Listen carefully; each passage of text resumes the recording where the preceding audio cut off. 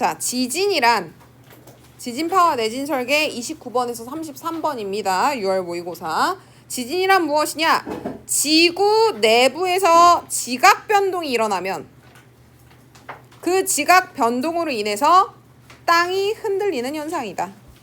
지진이 그냥 땅이 흔들리면 되니? 안 됩니다. 지구 내부에서 지각 변동이 일어나야지, 그걸로 인해서 땅이 흔들려야지 지진이라고 해요. 뭐 이런 일이 있으면 안 되겠지만 소행성이 충돌해서 땅이 흔들렸어. 그럼 그 지진이야? 아니다. 오케이? 자, 이때 지각 변동으로 인해서 땅이 흔들리면 지각에 에너지가 전달된 거거든. 그 지각에 방출된 에너지 형태를 파동의 형태라고 봅니다.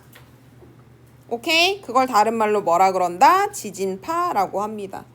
그래서 지구 내부에서 지각 변동이 일어나면 지각으로 에너지가 방출이 되고, 그리고 이 지각에 전달되는 에너지의 형태는 파동으로 전달이 된다.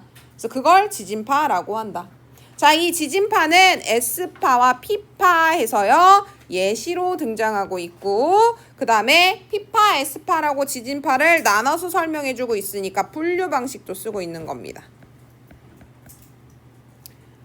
선생님 그림을 잘 그리진 못하지만 아이패드의 힘을 빌려서 동그라미를 잘 그려보도록 하겠습니다.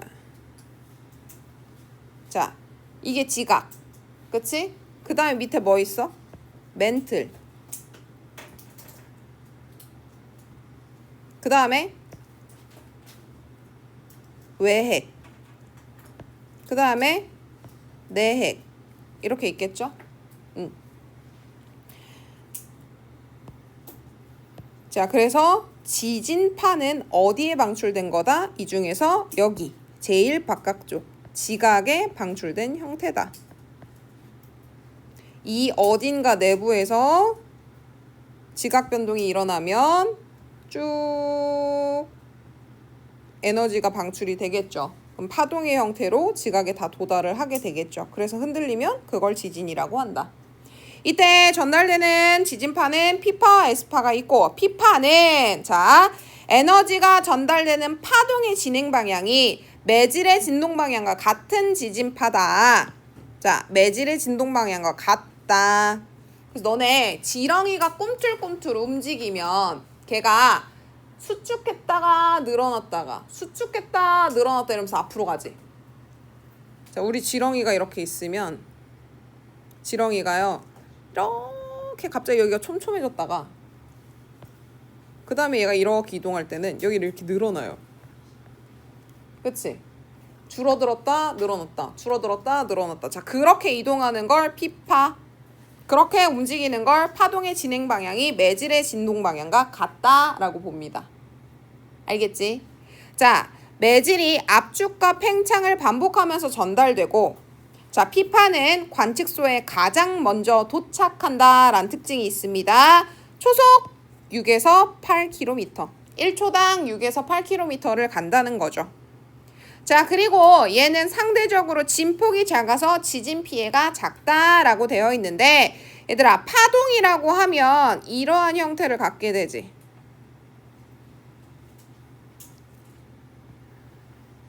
자, 여기 축에서부터 여기 마루까지를 진폭이라고 해요.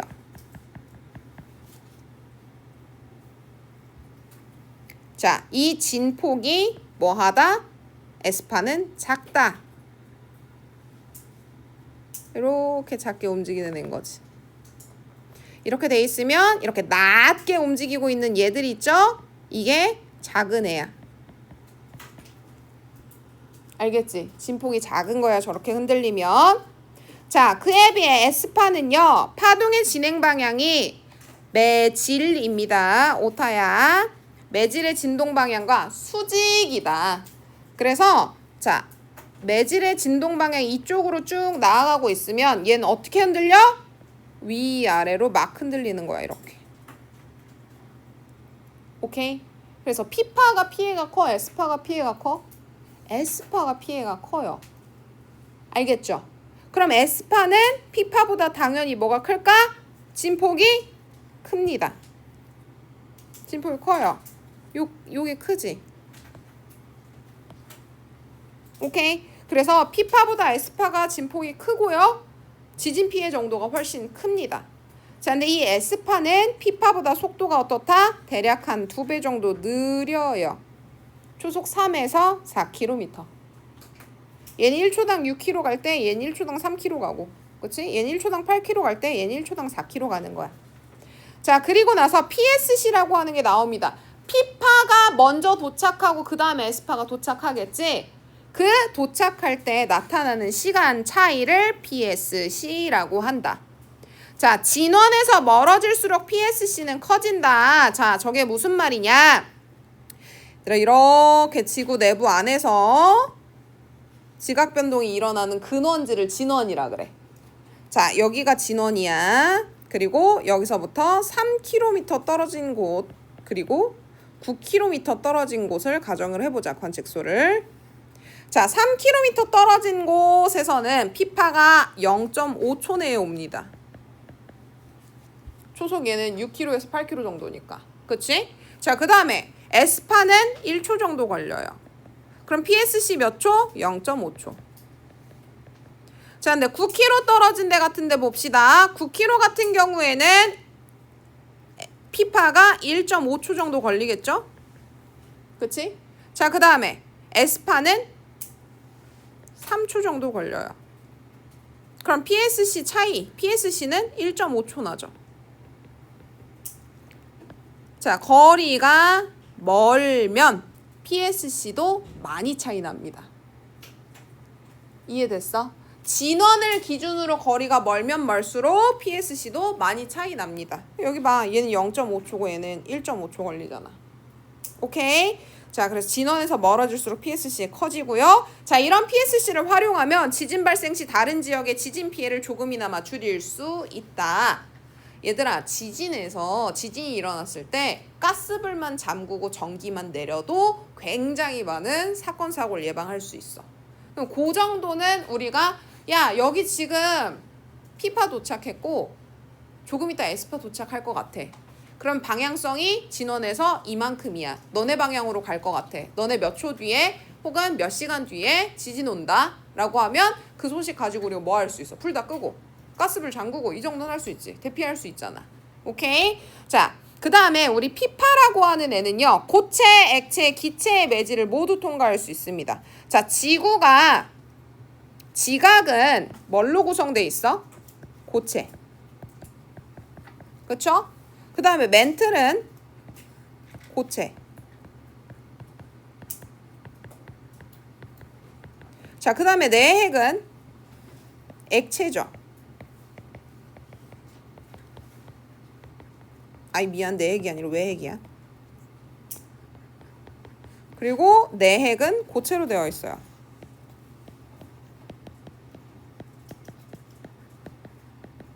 P파는 얘네들 다 통과할 수 있습니다.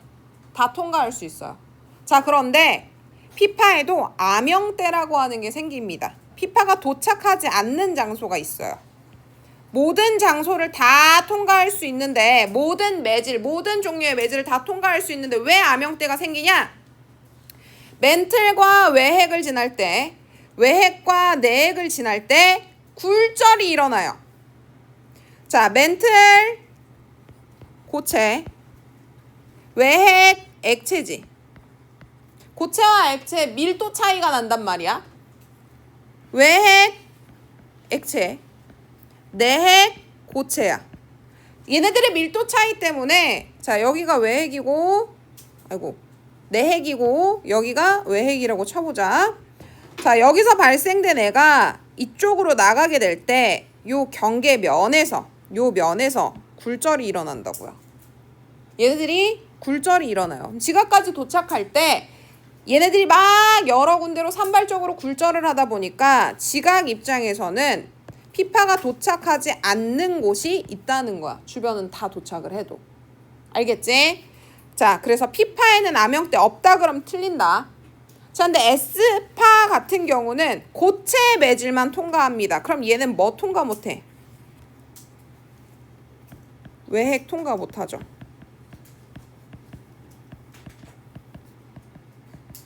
외핵 통과 못해요. 자, 이로 인해 S파가 도착하지 못하는 곳이 있습니다. 그러니까 여기가 진원이야. 여기가 외핵이죠. 자, 그럼 여기가 진원이라고 보자. 여기가 진원이야. 이쪽으로는 파동이 다 전달되겠지. 자, 근데 뒤쪽으로 간 애들은 이렇게 진동 갈 수 있어, 없어? 없어. 중간에 뭐 있으니까? 액체 있으니까 못 가는 거야. 알겠죠? 자, 그 다음에 이런 지진파가 전달되는 속도가요, 매질의 밀도가 높으면 빨라집니다. 고체가 밀도가 높아, 액체가 높아? 고체가 높지.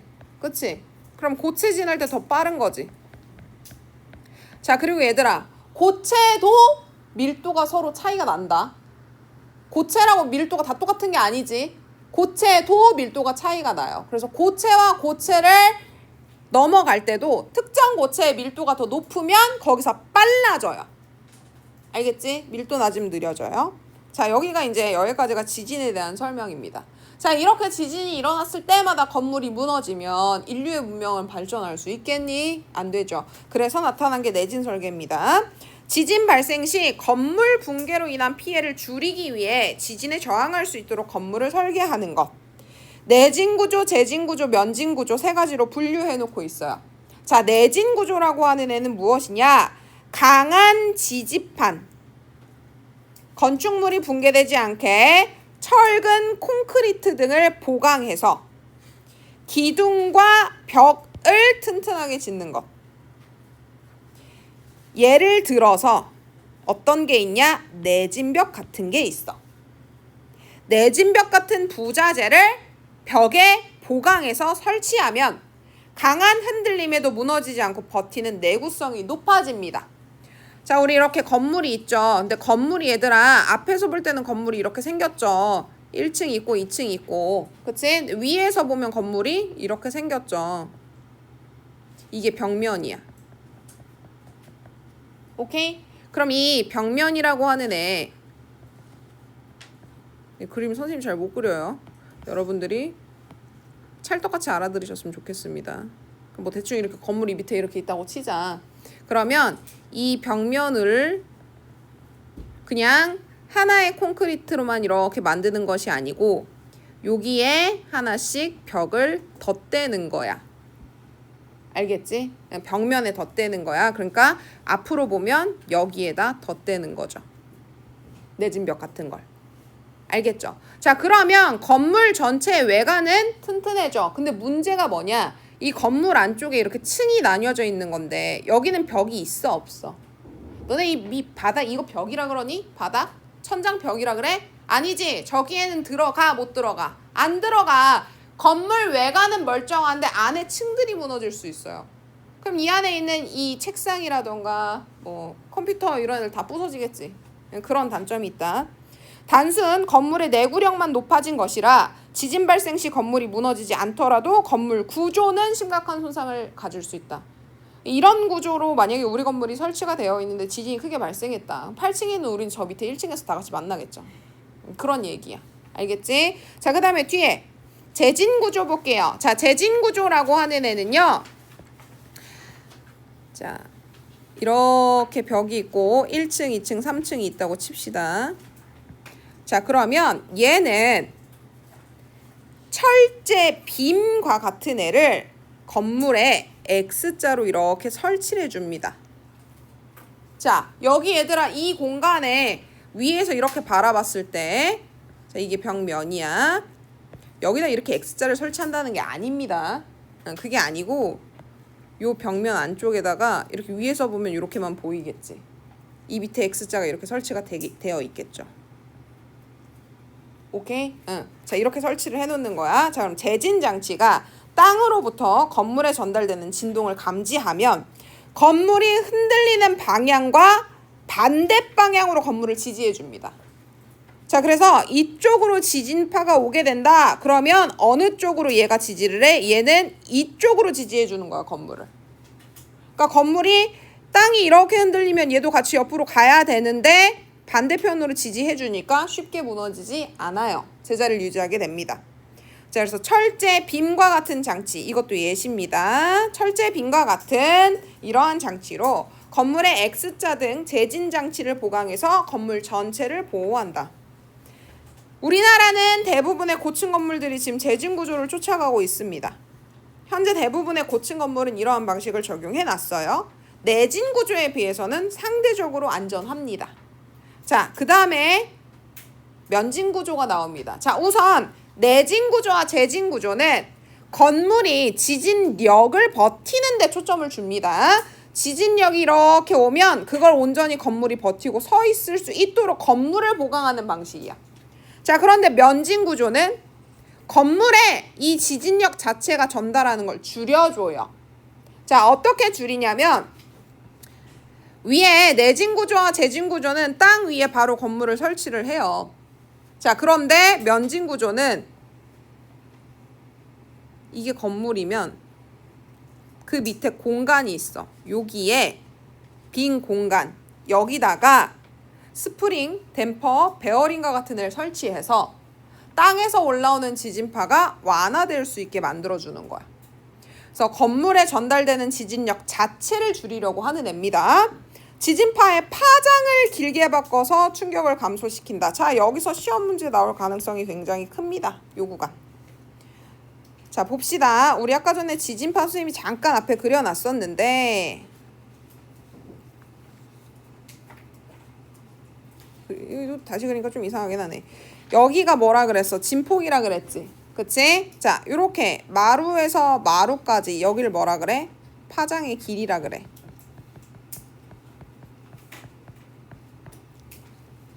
여기부터 여기까지를 진폭이라 그러고. 진폭이 크면 클수록 피해가 크고요. 자, 그 다음에 자, 여기서부터 여기까지 1분의 시간이라고 쳐보자. 자, 똑같이 1분의 시간이야. 자, 그런데 얘는 파장의 길이가 길어.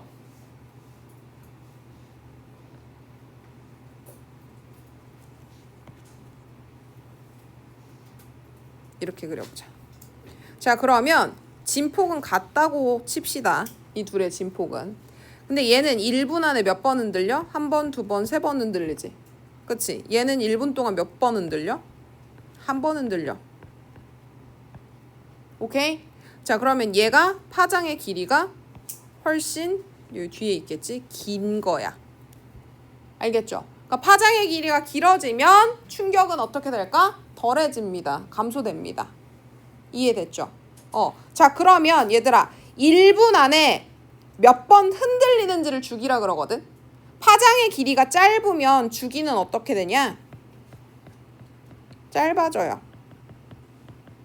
흔들리는 주기 짧아진다 그래.